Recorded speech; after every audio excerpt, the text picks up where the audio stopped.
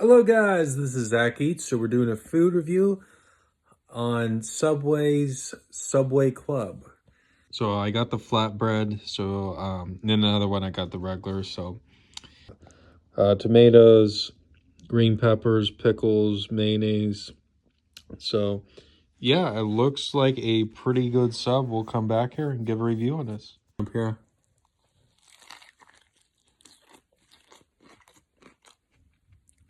Here we go, guys.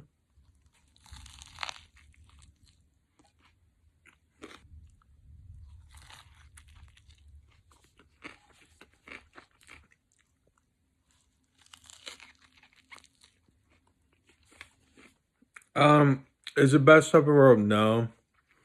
Is it good? Yes. I gave it a 7.8 out of 10. Hasn't come too strong. That's why I put jalapenos to put the hotness to it. Peace up.